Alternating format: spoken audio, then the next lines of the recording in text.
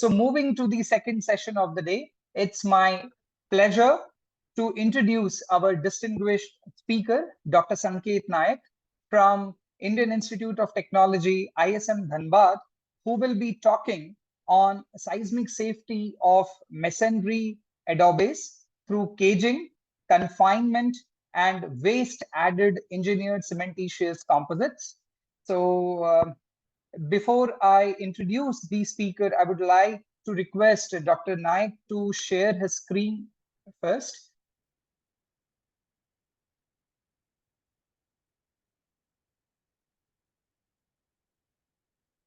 My screen is visible to you all? Yeah, yes, sir. It is visible, sir. Sorry. Could you please view it in a full view mode? Now Yes, it's changing, yes. na? Yes, sir. Yes, it's changing. Okay. Dr. Nayak is graduated in the year 2005 in civil engineering. He completed his master's in structural engineering in the year 2007. He received his doctoral degree from IIT Bhubaneswar in the year 2014 in the specialization of structural engineering. At present, Dr. Sanket is working as an associate professor in the Department of Civil Engineering, IIT ISM Dhanbad. He has around 10 years of teaching and research experience. He has guided 3 PhD students and 13 MTech students. He has published 37 peer-reviewed journal papers and presented 11 papers at the international conferences. His research interests primarily include seismic safety of structures, sustainable strengthening techniques, structural health monitoring, and sustainable concrete. He has carried out collaborative research work at the University of Windsor, Canada, and the University of Surrey, UK. He has completed 3 sponsored research projects and also carried out many consultancy work. He is the recipient of the Institution of Engineers India Young Engineer Award. He has conducted many short-term training programs for practicing engineers and academicians for the dissemination of research output. He is also a member of different scientific committees, and he also acted as a reviewer for many peer-reviewed journals of international repute.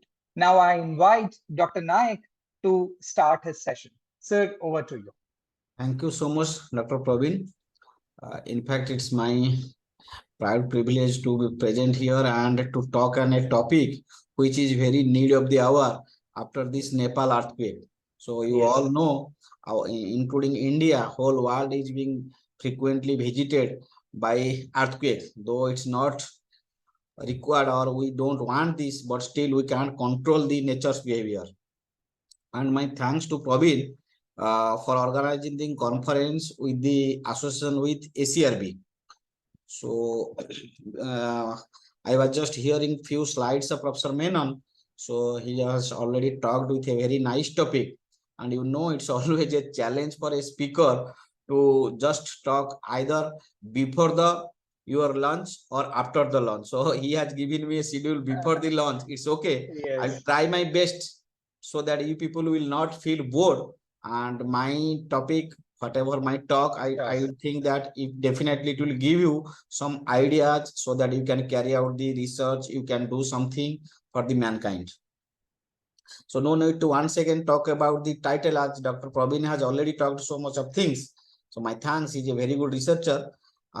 Now I will continue about the topic that related to the recent earthquakes. So I think that you all must know this recent earthquake, this Nepal earthquake. Okay, so Nepal earthquake which struck Nepal in the date 3rd November. So I am not going much into the geological aspects. My voice is audible, no? Yes, sir, it is. Okay.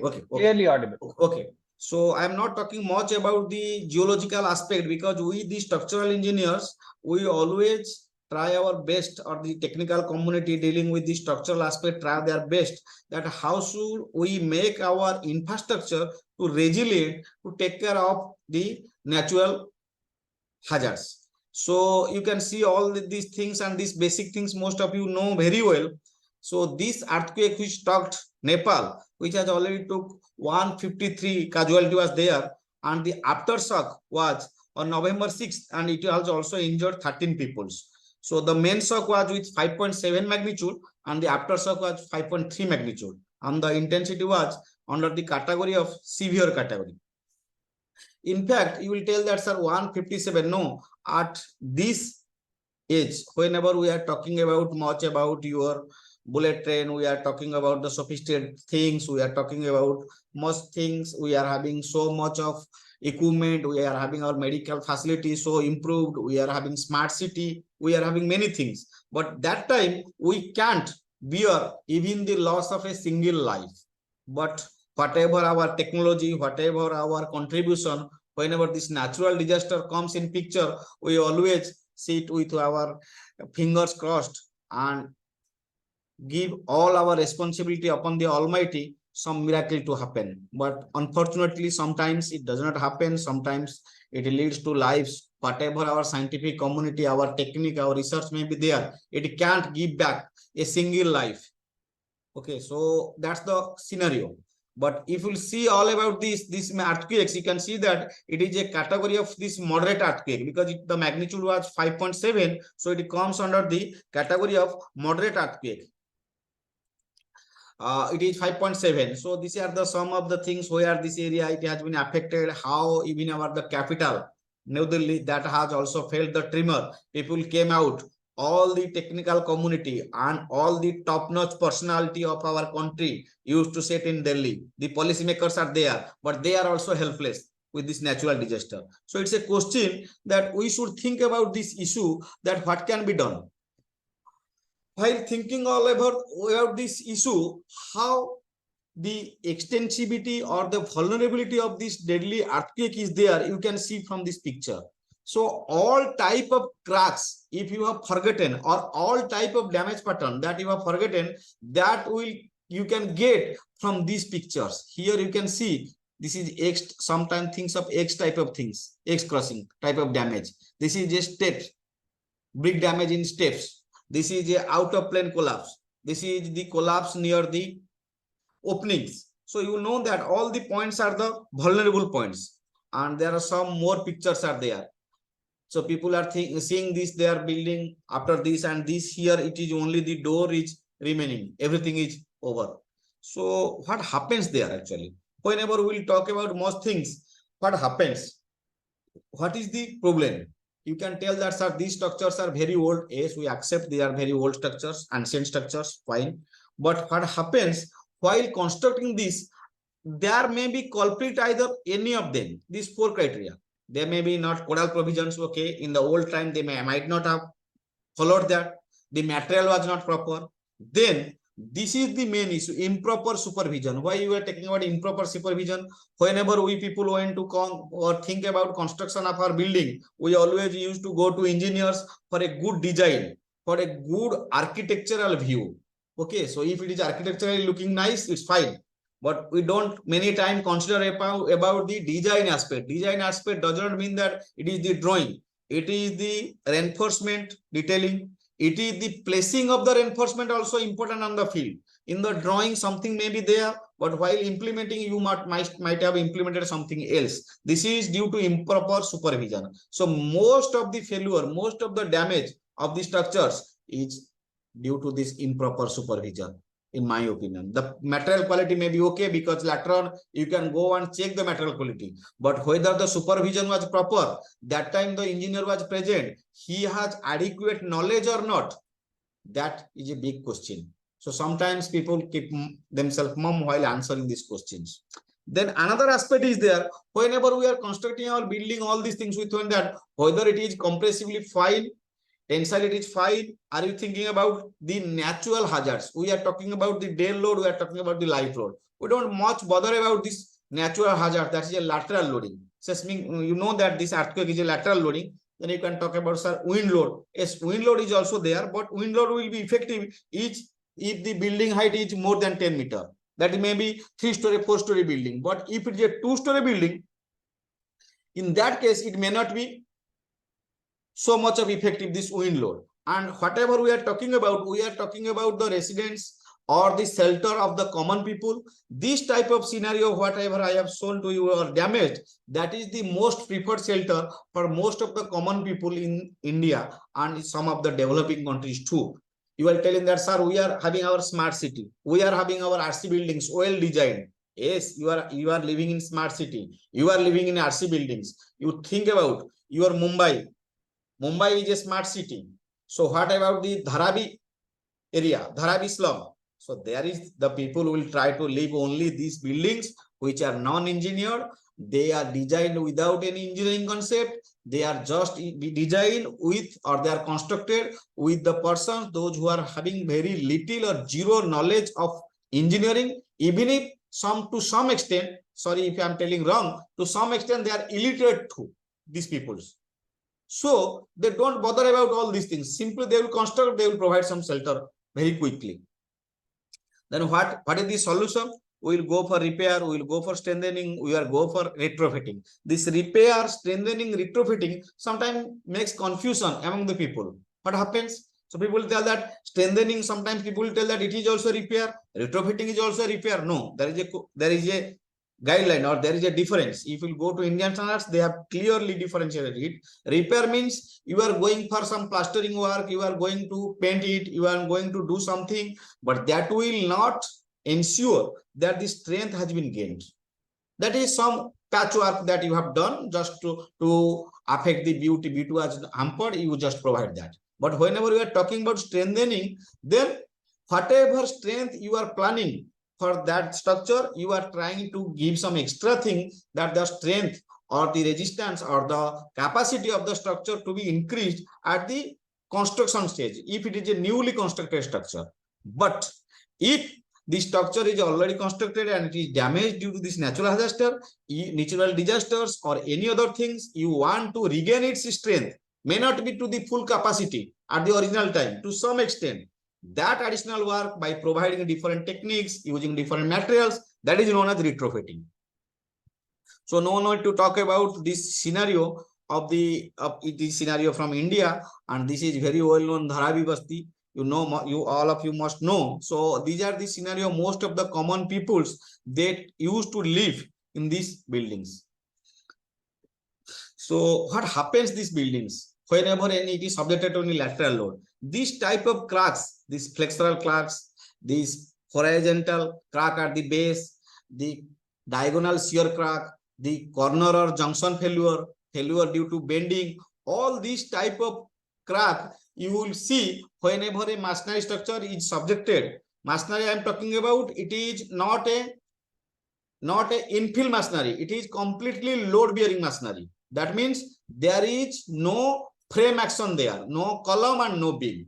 Fine. In the previous slide I have shown you, you can see that there is no column and no beam. It is completely load bearing masonry consisting of the pitched roof. Okay.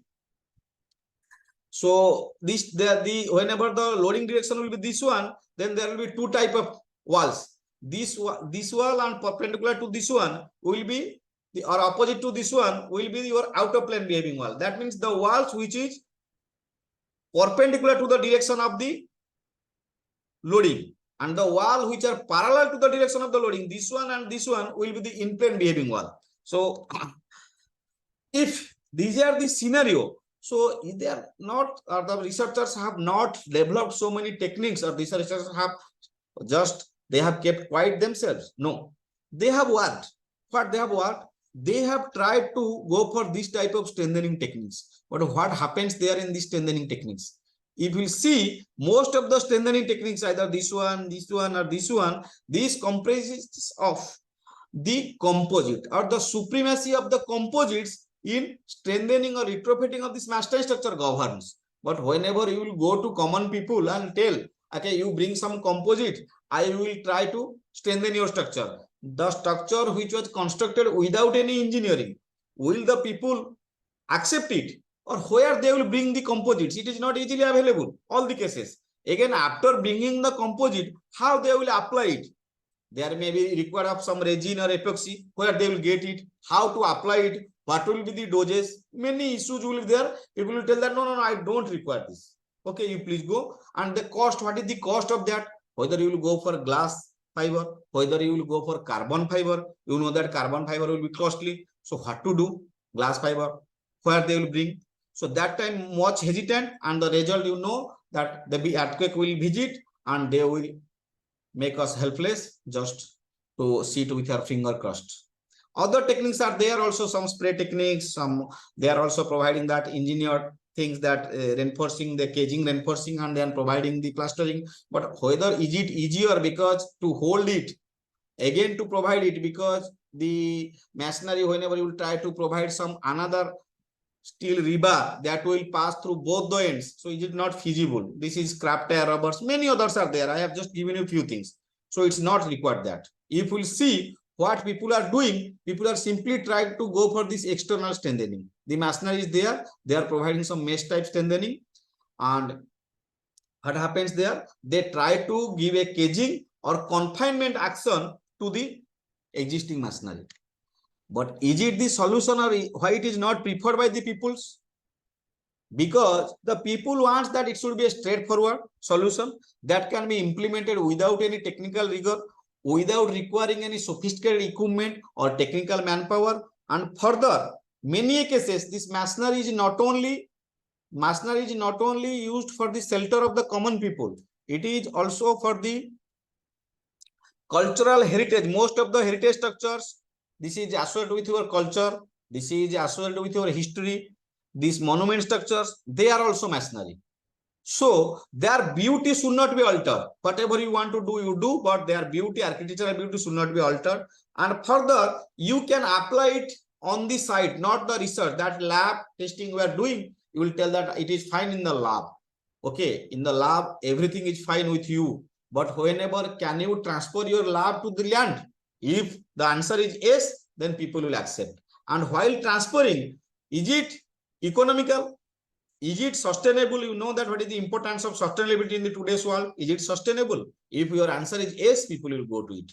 Will the product, will the material available in the locally? Just like you are going and bringing the cement, it's available very easily. You are going for the bringing up some steel rebar, it is available easily. So, but that issue of sustainability and cost effectiveness makes another question that we should think some alternatives that people can use. So in that regard, these are some of the techniques. In my first facet of presentation, I will go for the external strengthening. I'll try to prove you, I'll try to demonstrate you something related to the caging action and confinement action. So most of you must know this PP band technique.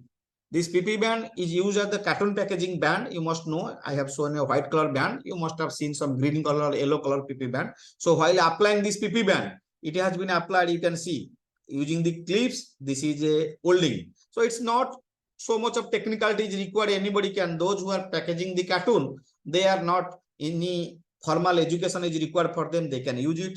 And this much of you must know this. This is wire mesh. Many times people are using it for the mosquito net. And another thing we have transport to geonet, because sometimes this mosquito net, the issue of corrosion may be there. So that issue has been overcome by the application of the geonet. This is geonet application. It is very easy to apply. You can see simply this, whenever we are having some small nails, but it will not alter the bond. It is just the nails will be applied to keep it intact with the wall, so that while plastering you will not face any problem.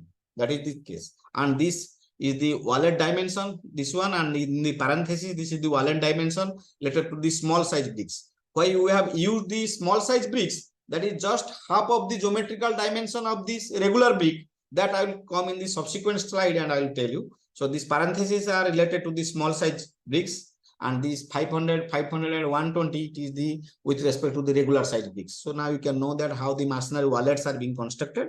Just like when your concrete structure, if people are using this cube 150 mm, 150 mm, 150 mm cube testing to know the compressive strength, you are using the cylinder that diameter I think 150 mm and height is 300 mm, that for the compressive strength. Similarly, whenever we will go for this load bearing masonry, these are the things you must test it, masonry wallets. So this is the compressive strength test setup, that how the bricks will be stacked, single bricks will be stacked, how it will perform. This is on plaster. This is the with respect to PP band. This is wire mesh, geonate, then it has been plastered. You can see what happens. So this is the preaching test, what happens, whether these things are effective or not. Because those who we are going to test the masonry works, here our intention is that you know that masonry is very strong in compression, but our intention is to improve the tension and shear carrying capacity. Why? Because whenever it is subjected to lateral loading, it fails due to weak tension carrying capacity and weak shear carrying capacity. That aspect we want to improve. That's why we have chosen some material which is having the tensile strength of 142, around 142 MPa PP band, 697 for wire mesh, and this one for the geonate. So we want to improve the tension carrying capacity. Just like you want to provide concrete, you want to provide the reinforcing rebars in the case of concrete to improve its tension carrying capacity. You know, in the compression it is very strong concrete. Similarly, we want to improve that particular aspect, that tension and shear carrying capacity. We provided this. Why you have gone for this caging one or the confinement one, wire mesh geonate? Because we know that between the two bricks, you can see that there is a mortar joint. Similarly, between the two brick layers, there is also a mortar joint. Whenever the joint presents, makes a structure vulnerable. Simply think, if we try to give a push to a single book, you can push it easily. But if you tie the books, it will be very difficult. Suppose 10 books are there, you want to push a single books in the stack. You can easily do it. But if you tie it up and you will try to push, there is the integrity action will come in picture. You cannot push with same amount of load, you can push. It requires more effort.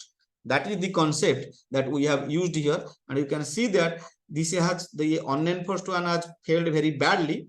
Two type of bricks we have used, clay brick and fly ash bricks. And the PP band wall, though it has been damaged, but it is not failed so badly. We'll discuss in some other test also. Now this is the load carrying capacity, how the load has been increased and the stiffness has been increased. I'm not going in detail. And another one is the shear bond test, because in compression it is fine. Once again, we just want to prove this, or we just want to check it once. Just like you are going for any concrete testing, you must, though you know that if you are using a cement that is of grade 33 or cement of grade 43 or 53, you know this, but still the material characterization is required for you to ensure that the cement you are using, whether it performs the basic test, it is fine or not. If it is not fine, then whatever property you want that it should perform whenever it is inside the concrete, will it be achieved or not? That is a question. That's why we also want to do the basic test. But the characterization of the bricks, that has also been done. I have not shown it here for the sake of brevity. And here, the shear bond test, how it performs, you know that this is the test setup. And this is the effect of plastering. Sometimes people will think that the masonry structures without plaster it performs very well. It's not like that. Though you think that plastering cannot improve much or plastering may not give so much of strength, there will be some integrity will be there, so that the brittle nature of failure may be ductile to some extent. Plastering is the effect. It is not so effective, but it has some effect. We have proved with many aspects without plaster and with plaster. So this is the shear bond test and how the structure has been failed in the shear bond test. This is the load carrying mechanism, how the improvement is there whenever we have used the type of bricks. This is the full scale bricks. This is the half scale bricks. And with respect to the strengthening mechanism, how it has been improved, it is shown here. Another one is the flexure bond test, or it is a jet test we are telling. So this test has also been performed using this PP band, strengthened wall, wire mesh strengthened wall, geonate strengthened wall. I have shown the picture only without plaster so that you can see that how the strengthening mechanism has been implemented there. And this shows the failure of this flexure bond test. Here you can see the improvement of the strength is how much it has gone in PP band case up to 1.4 times. In fly ash case, it has gone to more than 4.15. Whenever at the unplastered one, it is only 0.41 the kilonewton, but now it is 4.15. So how much improvement you can see. Then in the case of the masonry, as I have told you, just you are going for the concrete, you are taking that 150 mm cube. Here the wallets are being tested. you can see that this is a UTM. The wallet is there. It is full scale wallet, and this is the load shoe, because the loading of the UTM is circular. So, but for proper gripping, we have to go for the diagonal load test. So now this is the loading shoe. This is the LVDT. On the other side, this LVDT is to measure the tension, and this LVDT is to measure the compression. And this is the load cell. Whether the same amount of load is being transferred or not, we have to ensure that, because we have used the two loading shoe for the proper gripping of that. And this is the whole test setup. This is the data acquisition system. You can see how it behaves. After sometimes it fails very drastically. So there is no ductility there. What is our intention? Our intention is the strength should be improved, that the structure should behave ductile. So if you have any doubt related to that, I can simply tell you, you must know the stress strain behavior of a mild steel and HYSD bar. What happens in case of a mild steel? In mild steel, once the ultimate load has been reached, there will be sudden drop in the mild steel. But in case of HYSD bar, though the load may not increase, but there is some displacement, or you are getting some ductility, the strain is being increased, same load. So what happens to that? In that case, the failure will not be a sudden failure, it will be not a brittle failure. Rather, the mode of the failure from brittle to be, it will be changed to ductile, so that you people have get the ample time to evacuate. So the same thing, you can see that here it is, though load has not been much increased for that, after that, but failure is ductile. This is different type of PP band with a different grid size we have used. And how the failure pattern is, you can see that the failure, how it is separated after this. Just before the separation we have shown you, but after that it has been separated. Now the PP band is there, it is exposed, the PP band load has been increased. In the next slide I will come that how the load has been increased, but the failure mode is not brittle, just like a unenforced one. This is some more pictures. You can see that PP band exposed, but this exposure is at much higher stages of loading. And this is for the similarly wear mesh. In case of unreinforced one, it will be simply separated in two pieces. But in case of reinforced one, it is not separated into two pieces. There may be many micro cracks developed, but there is not a bigger crack which will lead to separation of the pieces in the case of unreinforced one. So this is the improvement in load. In particular case, you can see how the percentage improvement of the load is there, 113.64%. In particular case with different grid size. So this is for optimum, that how much PP band space we will use, or what should be the grid size. You know that what is a grid. So that is the optimum we have achieved at 44. If you are using 44 spacing between the two PP bands, then we are getting very good results. So next comes to the flexure test or the out of plane test. Similarly, here it is this is a flexure testing machine. This is the data acquisition system. And you can see that different LVDTs are connected. This is top LVDT. This is a bottom LVDT we have also given. And this is all related to the unenforced. With unenforced and PP band we have shown in the same case. Unenforced one is the black one. It is merged here, so you cannot see very well because there is not much more. Because the out of plane, it is very much vulnerable. But in the here you can see that how much it is there, very less. But in case of whenever we are providing the wire mesh or we are providing this PP band, then or the grid size you have changed, you can see that improvement. And the ductile behavior, you can see that load has not been increased, but still there is a chance that people can evacuate. This is the scenario whenever it is an unreinforced one, it has separated two pieces.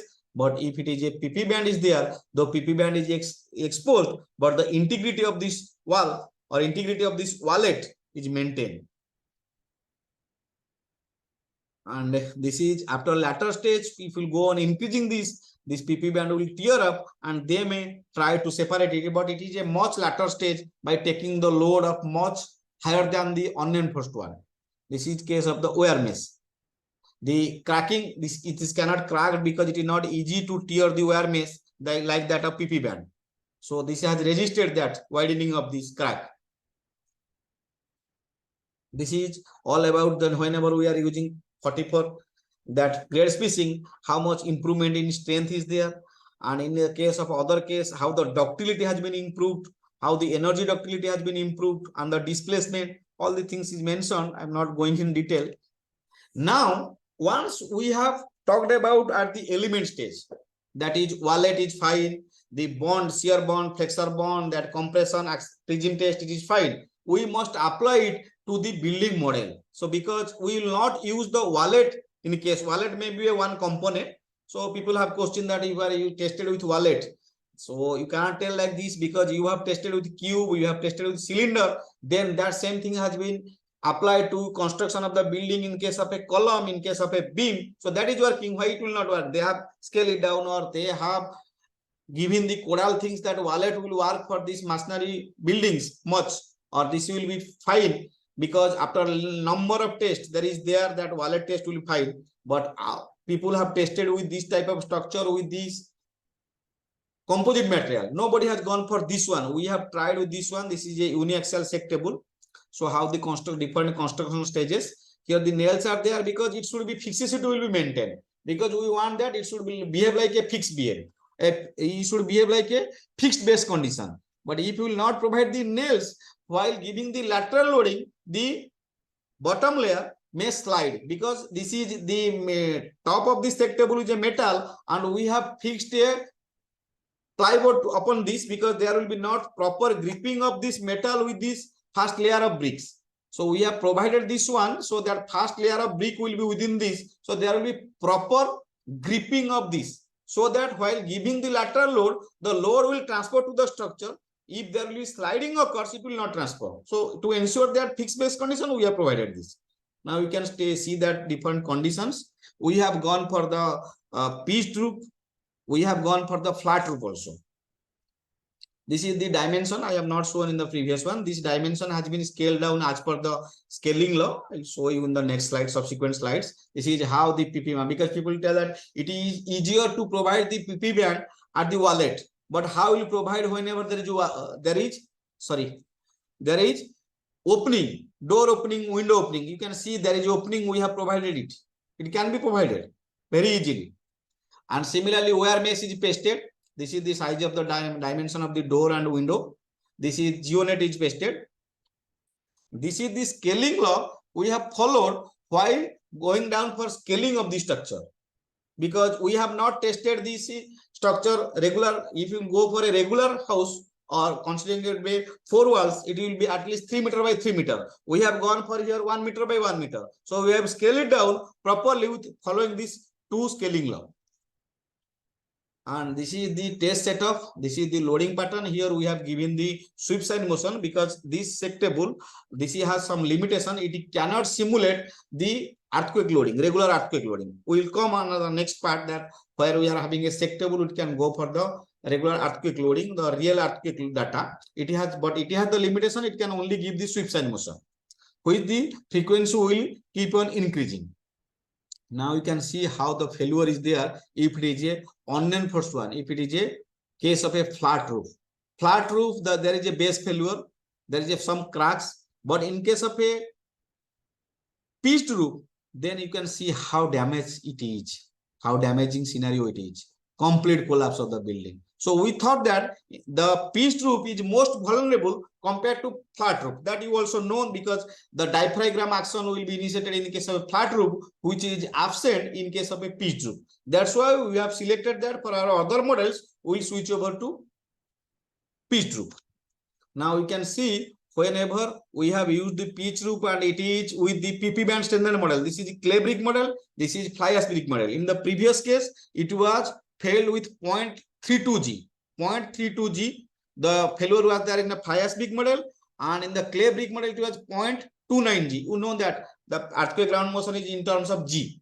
So, but in case of PP band standard clay brick model, it is 0.62G. So from 0.29, it has been increased to 0.62. Similar in case of fly ash, it is 0.68. So how much improvement you can see. And in the case of wire mesh, you can observe that 0.71, 0.74. And it is geonet 0.69. So this is in terms of strength, increase or improvement of the capacity, improvement of lateral load carrying capacity. But the whole scenario is that in the previous case, you can see that there is a complete collapse. And this is just before the collapse. But in the case of this one, whenever we have provided the confinement action through wire mesh and geonet or the caging action, with the help of PP band, the collapse has been converted from brittle to ductile. The structure has been damaged so badly, but it has not collapsed. So what will happen? It will give ample time to leave the room, ample time for the people to evacuate, so that life can be saved. Now you can see we are talking about the structure is effective, the strength has been increased. Here the failure has been shown. You can see that compared to its unreinforced counterpart, how it has been increased. But you can see whenever the cost issue comes in picture, whether it is cost effective or not, you can see in some cases it is around 5%, and in case of the wire mesh it's a little bit more, 13%. But in case of the geonet, it is once again near to 5%. Sorry, I don't know why it is moving. 5%. So what happens here? If it is economical, whenever we are calculating the cost, we have also included the material cost, the labor cost. So within 5%, it is fine. The economy strength has been increased so much, and it has given some ductility. So now what we did, we tried this, because you know that earthquake motion is not a uniaxial motion, not a single direction. It may come in two directions, and for the building, due to its weight, we are not considering the vertical component, because the weight of the building will be sufficient enough to take care of this, because you must not have seen any building that is vibrating in the vertical directions during the earthquake. That means the vertical component we don't consider. The most effective is the two horizontal components. So for that we have used a biaxial sectable. So this is a biaxial sectable test setup, and the capacity of the structure is it can simulate any type of loading. It can simulate real earthquake loading, it can simulate sweep sine motion, it can simulate sine motion, it can simulate harmonic motion. So now you can see the test setup. I'm not going in detail. Data acquisition system there, controller is there, no cameras they are there to monitor this. This is the loading scenario. But here we have also not gone for the real earthquake motion, because there we have tested with the sweep sine motion. Here also we have used the sweep sine motion, and you can see that loading sequence.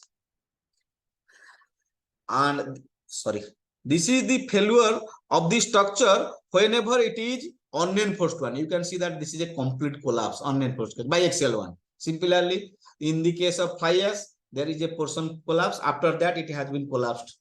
Here is the accelerators, different accelerometers we have placed it there. And you can see all the type of cracks I have discussed there. There is horizontal crack will be there. There will be vertical crack will be there. There will be base failure will be there. There is a failure. All the failures mostly propagate. Most of the failures or most of the cracks propagate from the openings that is there. And there is a failure of the corner also. You can see that this is a corner failure. All the things are there in the case of unreinforced one. And whenever we have used the PP band one, how badly the structure has been damaged. The nature of the crack are same, but instead of damaging so much, it has not been collapsed, and the strength has been increased. Previously it was there, the strength was at 1.2 G. It has collapsed, but now it is 1.7 G. Similarly for other cases, fly ash model it is 2.2 G. So you can see, though it is so badly damaged, but it has not been collapsed. Now we have calculated different things, the displacement ratio, the acceleration ratio, all these parameters we have monitored, we have presented it. I am not going in detail.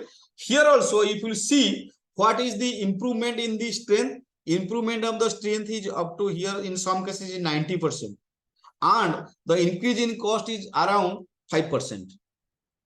So this is all about the external strengthening mechanism that we have gone for improving the strength, incorporating the caging action and the confinement action.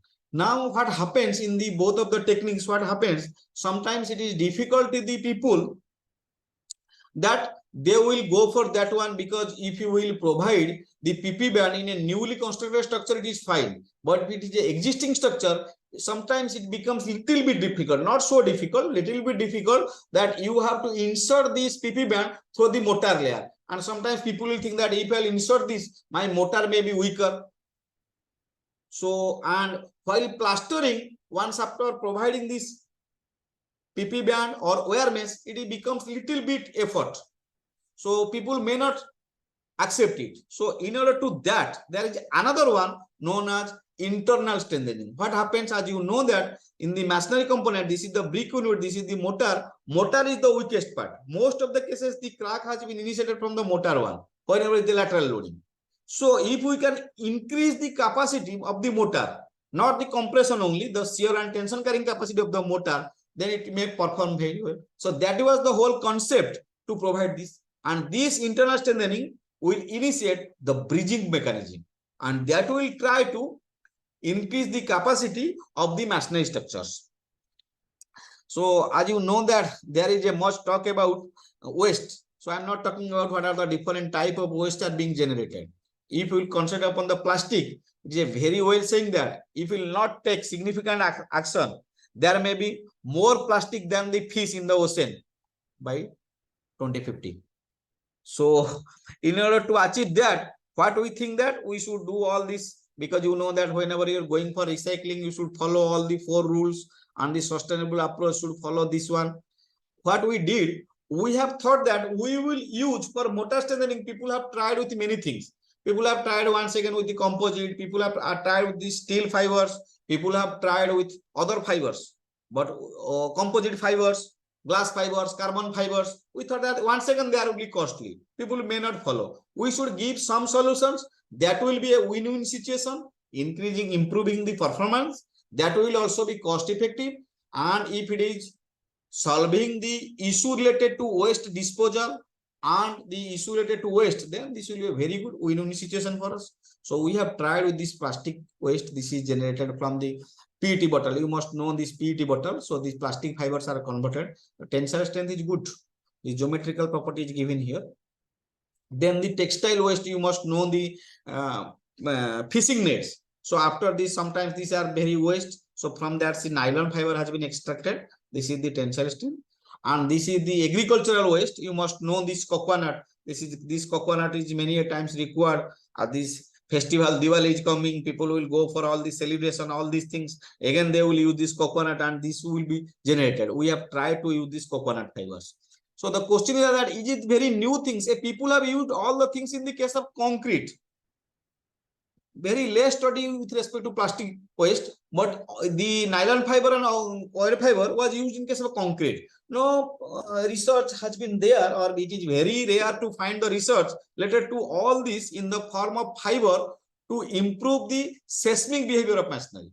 So that is our scenario, or that is the case that we did. So before, if you are using for the mortar, you know that all the basic things you have to see. Workability is the major aspect. These things should be workable, otherwise you can't do. So you must have tested the setting type of concrete. Now it is the setting type of mortar. And the tensile test I have shown in the previous slide. What is the tensile strength? This nylon fiber, it was supplied by the supplier. That's why the tensile strength was given by the manufacturer. Or the plastic fiber and coir fiber, we have tested. This is the test specimen, how it fails. So now we have tried to optimize that what should be the length of the PET fiber, what should be the length of the coir fiber, what should be the optimum percentage of this. So as with respect to the constant of the time, I will try to discuss only upon the PET fiber. Okay. And in the reference, I will give you all my papers. Those who are interested, you can see for other fibers. So now the compressive, first we see that the compressive strength should be achieved. Yes, if you will add fiber, definitely the compressive strength will be reduced. It is a very well-known fact. I am talking about the compressive strength because there will be some pores will be there due to the presence of the fiber. Compressive strength may be reduced. It is not drastically reduced. We should optimize it. But the flexural strength, that is the out of plane carrying capacity, that will be helpful in taking care of this out of plane carrying capacity. So you know that the flexural strength is being increased. So we have to strike a balance. We have to strike a balance between this compressive strength, decrease in compressive strength, and increase in flexural strength with respect to optimization of this percentage. 2 types of fiber length are used, 80 mm, 18 mm and 35 mm with different percentage. Okay.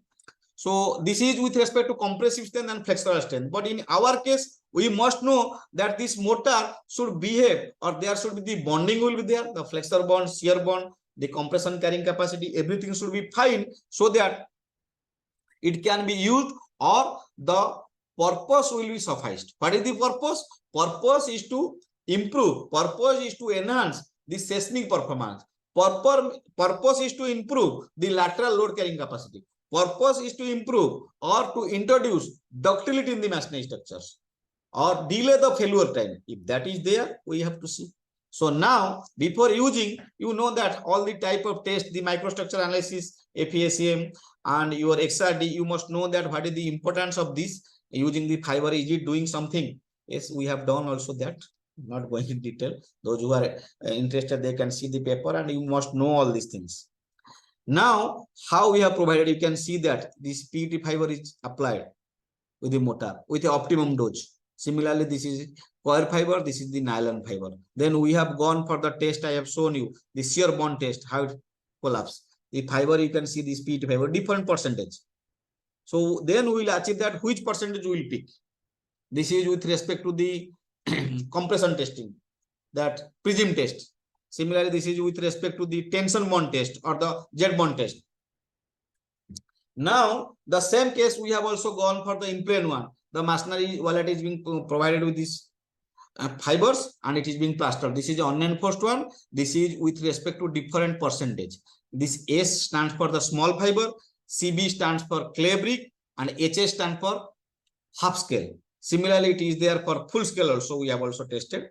Now you can see that how it is there. The load carrying capacity has been increased. You can see that in this particular figure at 0.25% PET, the load carrying capacity is optimum and the ductility is fine.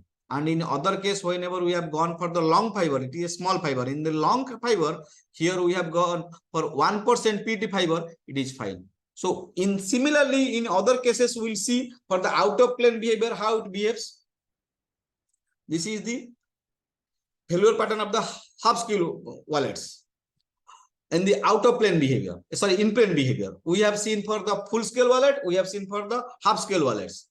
And this is the picture showing how the failure pattern is there. Here it is separated on and first one. Same thing we have observed while we testing for this external strengthening. If there is no strengthening is there, it will be separated on and first one. But presence of these fibers may give some ductility and the walls are still intact, though damaged so badly. Okay. Then, if we are going for this one, the in-plane behavior, out-of-plane behavior, it is once again fine. Then, once again, we have to apply the same thing for the building model. Now, the thing you can notice, here we have also gone for the two-story building models. Okay. So, construction technology is more or less same. We have given, and the similitude law we have also used here to scale down the dimension of the door and window. This is the schematic representation. This is the load scenario that I have already discussed with you in the previous slides, that this is biaxial sectable, this is uniaxial sectable.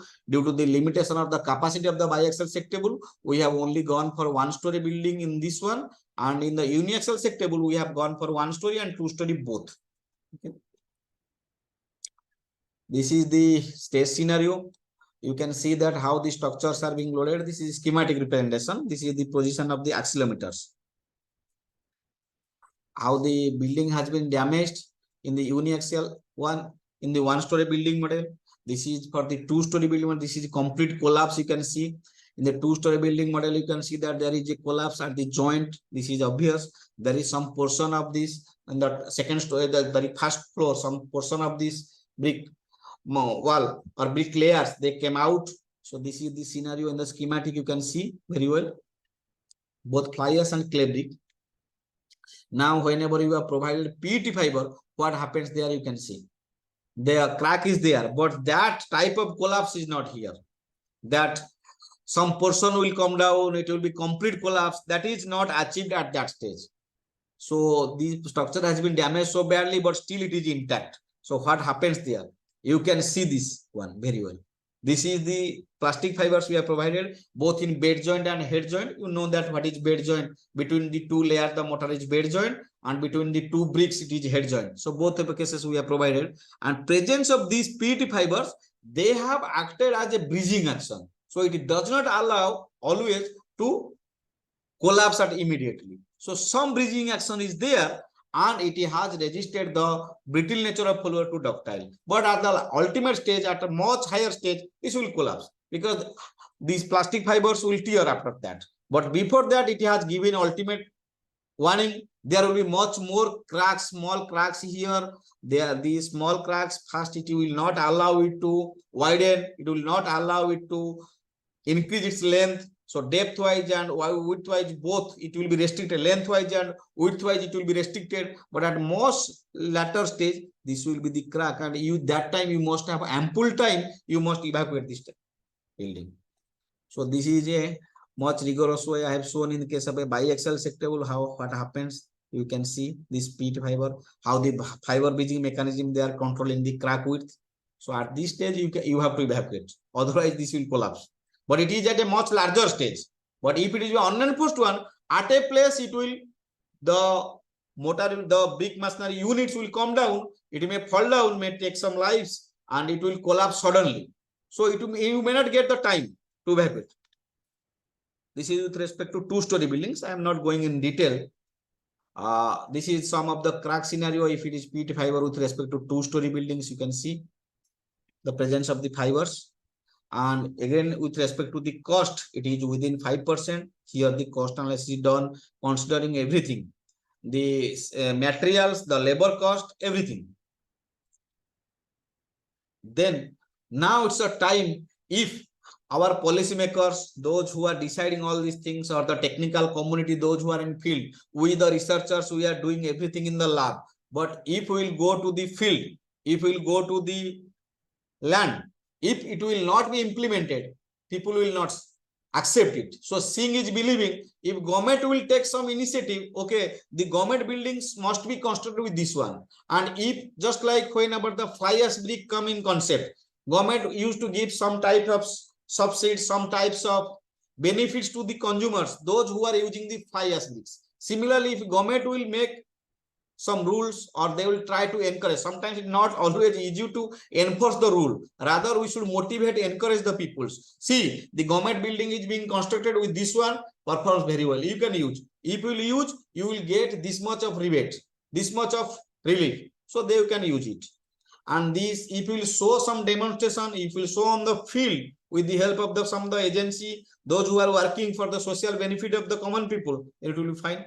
So same things I maintain. They will imagine, and if you tell that you will use plastic thing, no, I will not use plastic in my building. Yes, you have to use. If there is some consciousness, if there is awareness by demonstrations, by motivating the people, then people can use it. So societal impact, you know that the waste will be converted to wealth, then the common people, they can use it. Then some of the natural history and everything, because whenever we are talking about the natural history, ancient structures, heritage structures, we will talk about some of the structures, those who are UNESCO listed structures. Those structures government is taking care of us. You will take that, sir, ASI is there. You can see how much temples, old temples, heritage temples of the common people, those who are staying inside the village, ASI is taking care of this. ASI will pick the buildings, those the heritage structures, those who are important. They will not go for the common ones, but in the village, in the common one, the rural peoples, if we implement this, this will be restore the heritage structures for the next community. The historical beauty will be restored also with less cost. Then some people will learn that if they can convert this plastic to their wealth, then some of the livelihood will also be increased. And this is not against the environment, or it is environment friendly, because you are converting the plastic waste to wealth. So all the presentation, whatever I have done, this is from this one with help of my research scholars. So I must thank both of them. Dr. Sushant Banerjee, he has done the external strengthening aspect. Now he is a faculty at NIIT Calicut, and the internal strengthening that I have talked about, the plastic waste, everything, the bridging mechanism. This is Mr. Nikhil Ranjan, he is my research class, and all the models that we have constructed, this is only due to the help of these two people, because in this construction, if you will try to change the mason, then the quality of the construction, everything will be changed. Okay, so maintain the integrity, maintain the uniformity, we have made all the construction using these two people. This is the mason and this he has helped him. This is all about my presentation. I don't know whether you like it or not. If any question is there, I'll be very happy to answer the questions. Yes, yes. So thank you for making the session wonderful and insightful. And the topics which you have covered were very interesting. Especially, you have highlighted the importance of supervision, the material quality, and the non-compliance of codal provisions, especially in case of the masonry buildings. And you also talked about the different test approaches for masonry testing at material, component, as well as the structural level in detail, and also highlighted the significance of using the different external and internal strengthening techniques in order to improve the performance of masonry buildings, especially in case of the lateral loading. And I'm really thankful on the behalf of IAS Truckee for accepting our invitation and highlighting the seismic safety of masonry structures with a case study in much detail. I really appreciate, sir. And we have few questions. Shall I read the questions, sir?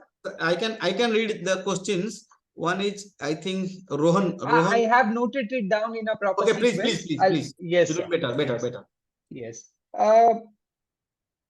Sir, from there is a first question, especially on the geonet, right?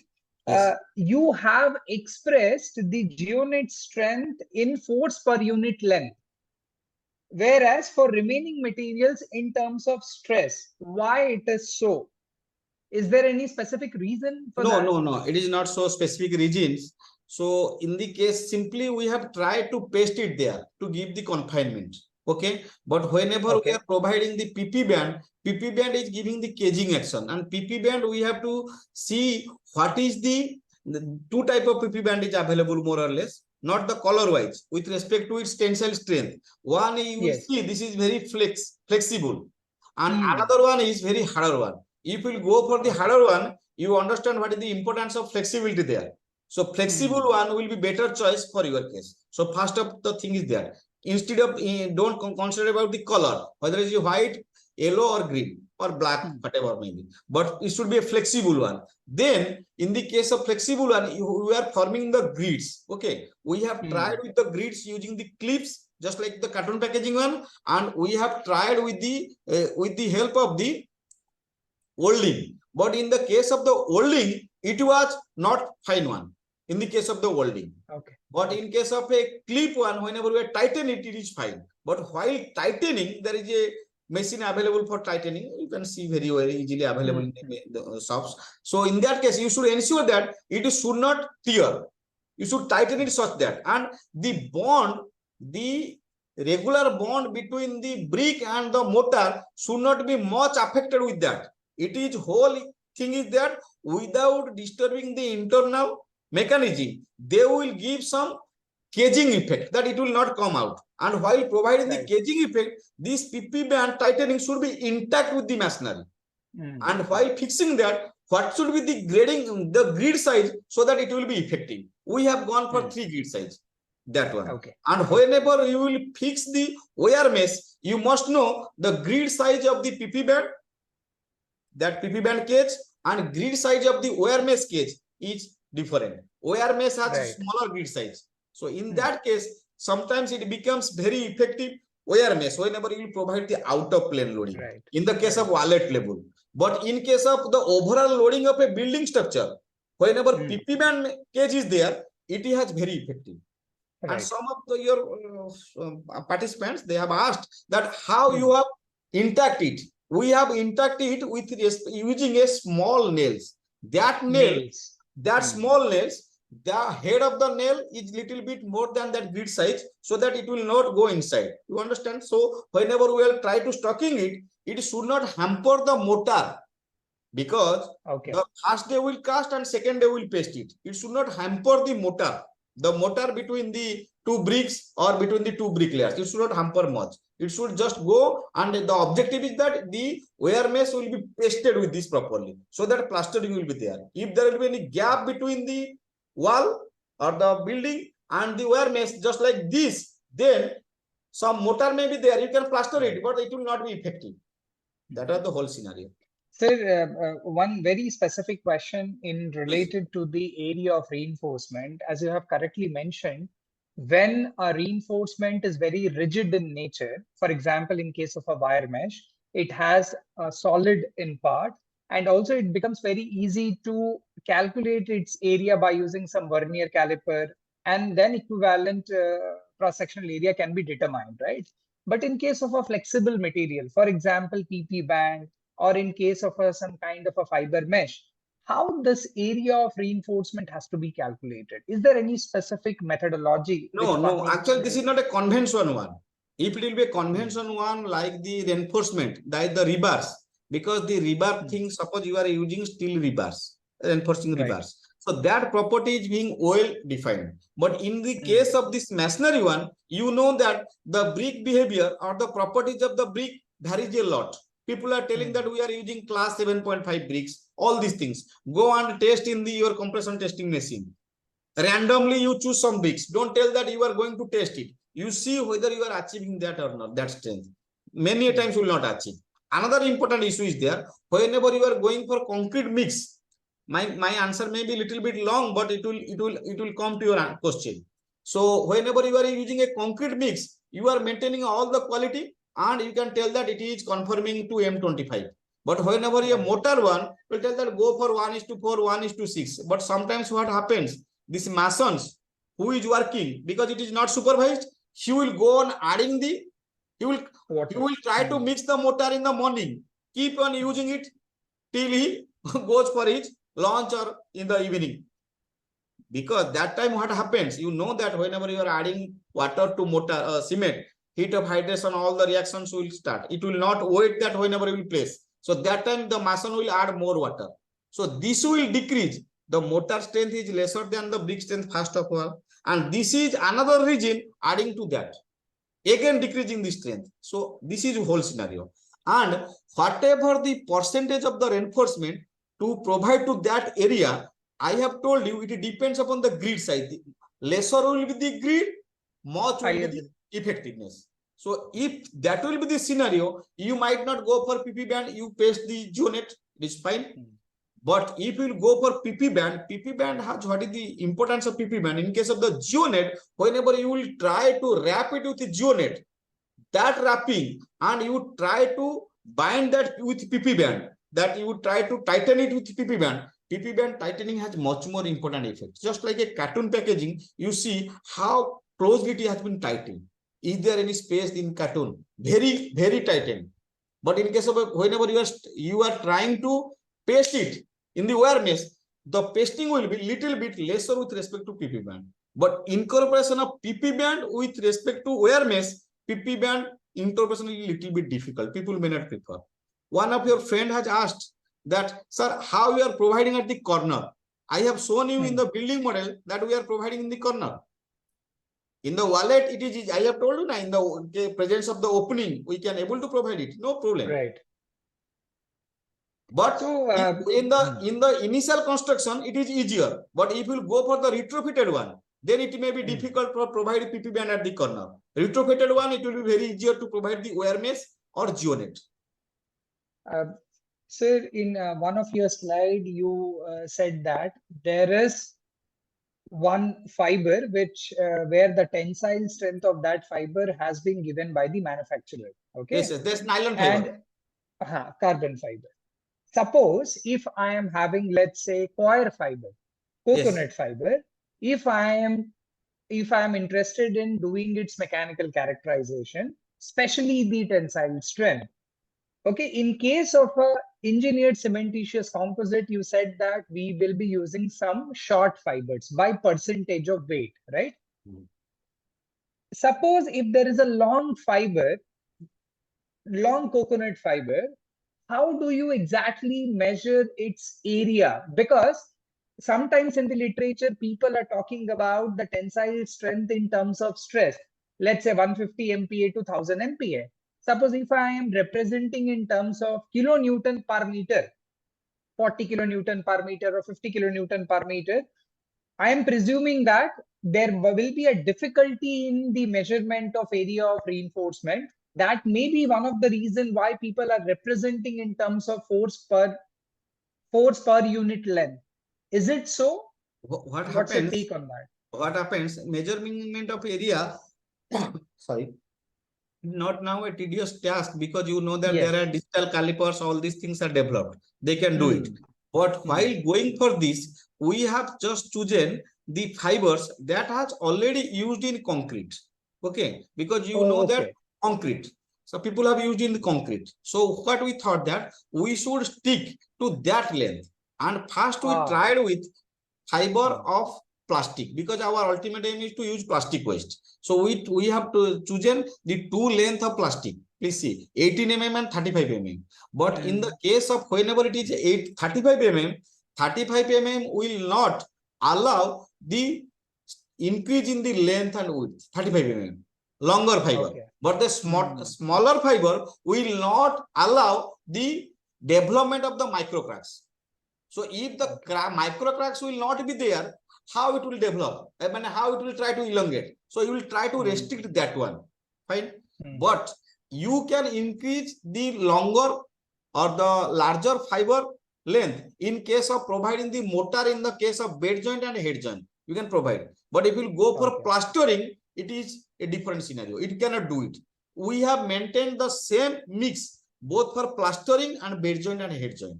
And there is a scope that you can change that one. That plastering you may go for lesser one percentage and the length. And in case of bed joint, head joint, you can go for more percentage and the length. That is a scope for research. So in case of with respect to that only, we have chosen our coir fiber, because we have gone for the comparison. Whatever plastic fiber we did, accordingly we have gone for the coir fiber.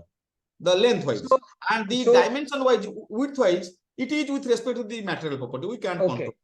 Okay, but as you said that for the research purpose, although you have used 18 mm or 35 mm fiber length, but when you are calculating the tensile strength of a material, of a reinforcement, so that will be a long fiber at the time of testing? The material strength is because if you are using the reinforcement for the tensile strength of a regular reinforcement, so what you are doing, whatever size you are taking, every time you are providing the same size for while when the beam is a 3 meter beam. Are you testing 3 meter reinforcement for the tensile strength? No, you might be testing a 1 meter or 500 mm for the tensile strength, and you are providing that one. But for yes, I accept that your reinforcement is mechanically in the lab, it is being manufactured, the quality is maintained. But here we are not manufacturing it in the lab. There may be variations as you have talked. That is a valid point. I accept. But what to do? We can't control that. Again, if the PET bottle that we have chosen for a particular types, that there will be different type of PET bottle will be there. Soft, hard, many types. And it will go on increasing the length. Definitely the tensile strength will vary, but it will not vary so much. Whole purpose is whether effective in increasing the strength. The answer is yes. Whether effective is delaying in failure time. Answer is yes. If you want to develop a general guideline, rigorous research must be carried out to give a guideline. But it is initial steps. You can tell that yes, it is effective. Okay, and especially in case of a ECC you talked about, right? Engineered cementitious composite, you have showed two slides. In one of the slide from the picture, we are getting an impression that only that composite, the PET fiber composite, which is mixed with the mortar, has been only used in the bed joint and the head joint, and the plaster, and also the plaster, both. Yes. Okay. Same. So for the shake table testing, we have seen that there is a white color plastered layer. If I'll show this on this, because it will not visible inside that, whether to show that. But we have used plaster. During my talk, I have told now plaster has effect. Whether it is a wallet level or it is a building level, plaster has effect. Right. Sir, from the designer's point of view, because you talked about the external strengthening technique and also the current research which is going at the IIT Dhanbad, especially in terms of the internal reinforcement technique. So from the designer's point of view, do you want to comment on which strengthening technique is considered as effective and why? In my opinion, if you go for external Yes, strengthening, in your opinion. in external strengthening, PP band is most effective. First one. Okay. Whenever you will choose this, not only the strength, there are economy, there are buildability, there will be sustainability. You know that these are the three broad criteria. So if you go for economy, PP band is economical. Fine. But if you will go for the buildability means how easy it can be constructed. So in the new structure, PP band can be implemented. But if it is a retrofitting one, then PP band cannot put it easily. You have to go for geonet. But if all the three structures are new one, so my opinion is, or whatever my research output is there, it is PP band. And coming to the external one, I have seen that this plastic fiber performed much better than other two fibers. So these are like extracted from the plastic bottles? Yes. Okay. Plastic bottles, the top portions, that the neck portions, bottle is there, is the neck portions, and these portions we have removed it. Okay, because they are a little bit much harder than compared to the other body parts. So to you maintain the uniformity, we have just removed this portion and this small portion. Then all things are fantastic. So just a last question, sir. Please continue. Yes. Is there any specific recommendation for deciding the optimum area of reinforcement for a strengthening system for better performance? Yes, optimum area is there. If you want that, you want economical. So as you have characterized that your openings are the most culprit, the junction is the most culprit. Okay, in that case, you can only provide there. Just like you are providing the lintel band, where previously lintel band can be provided throughout. Now people are providing the patch lintel. If it is a RC frame structure, patch lintels. Patch lintel means just above the opening, that is fine. Similarly, if you want to optimize your things, you can only provide near to the junction, near to the openings. That will suffice the purpose for the external one. But for the internal one, whenever you will go for the bonding, then it is very difficult to manage that motor, that only that portion of the motor will be vulnerable. And there is one last question by Dr. Adil Ahmed.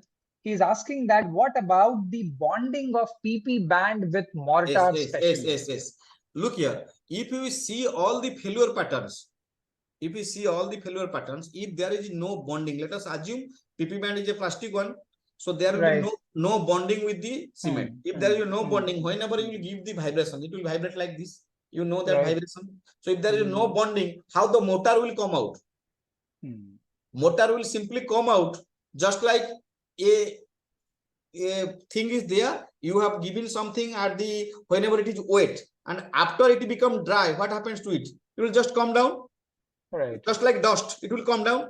Some dust things you will try to stick to the wall. So once the water is evaporated, what will happen? The dust will just come like. So similarly, if there is no proper bonding between that, what? PP band and this motor, then whenever we are giving the vibrations is not coming like this and coming like this. Now it is like this now. So that will come like this way. These type of things we have not seen. The first point. In the sectable testing, the another important issue is there. Whenever we are gone for the shear bond test and the flexure bond test, we have also seen that it is intact. So are you using some kind of a mechanical anchorage system in order to achieve a proper bond? No. There is no anchorage at all. That's why I have told you, this is a straightforward. This can be implemented very easily without requiring any sophisticated either. So is it a two-layered system? Is it a two-layer of plaster system? No, it's a single layer. Okay. But how you will be making sure that PP bands, when it is connected to the existing brick masonry, it is not coming out, because you are saying that there is no mechanical anchorage system. So how you are making sure that the PP band is properly connected? It is with respect to the clips. Now we are using this slide, you can see now. Okay. Okay. So this is the slide how we have provided the PP band. Okay. You see? So there is not because of a very maybe the clips will be there, but it is not properly visible. Now, clip. That's how why can that look query here? is arising. It is the tricks. How can we keep the clips here? We can only keep the clips on the top of the brick, first top of the brick layer. Otherwise, plastering will be difficult. Right. You understand? And similarly, whenever we are providing this one, which one?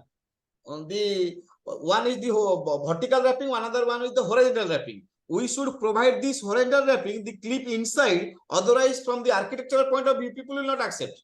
And it should be within the corner so that the plastering will be there easily. But if you keep it outside, what happens? If you keep it outside, the plastering will be difficult and looking it will be odd. In the case of the vertical wrapping, we try to keep it in the top layer of the brick so that the tightening will be easier at the top. You understand? And keeping the clip at the top layer, it will be also easier. You can keep more mortar there, no problem. But if you require here, then it will be tedious to plaster. Sir, one last point. One of the participants is saying that you told that the mortar strength is less than the brick strength, right? In a specific case study. Then when these masonry wallets are tested in bending, in flexure, should not there be a toothing failure? Toothing failure, that is a different concept. That is only in case of the whenever we are going for the corner one case. That is a junction one case. But whenever we are going for the outer plane failure, so I will show you some slides. Then this will be very good. Yeah. Sorry. Slides are changing, no? Slides are changing. Yes, it's changing. It's changing. Just you see, I will show it. You can see that. This one is the case of the outer plane failure. Okay. Right. Okay. It has been separated to. So what happens in that case, whenever the failure will be there, I have told you that mortar strength is lesser than brick strength. Everybody accepts, not I am telling, everybody accepts. Because we cannot go for a rich mortar with a mixed proportion of 1:1 or 1:2. Generally, it is being plastered with 1:6. People will not go for 1:4. Generally. So I have tried with that. If we will develop a richer mortar mix, that is different issue. I have gone for a mortar mix which strength is lower than the brick because that is the most vulnerable scenario. If we can improve the most vulnerable scenario, we can do this. So crack will be initiated from the mortar, but that does not mean that the brick cannot, their brick failure will not be there. Otherwise, how this separation will be there? Initiation of crack will be there. After that, it will try to. So I am telling, if we can arrest the crack initiation by providing this one, then it's fine. So this is like a half brick thick wall. Yes, we have used a single brick here. Single brick. No, actually, this question is arised because in one of the American guidelines, they say that when you are using some kind of a cementitious matrix composite, the mortar has to be richer in nature, and they also given a value stating from 17 MPa to 24 MPa. Even it is more than 1:4. Whatever you are telling, that is fine. But you see in the ground level, you just go and see. Agree, sir. Agree. Yes. I agree completely. Yes. So I believe that most of the questions of all the participants have been appropriately answered. And if there are any further queries, one can reach out to Dr. Sanket Nayak through an email. And finally, as a mark of respect to Dr. Nayak for the time and valuable input he has shared with us all today, we would like to offer an e-memento. I request my team to please share an e-memento as an effort of appreciation.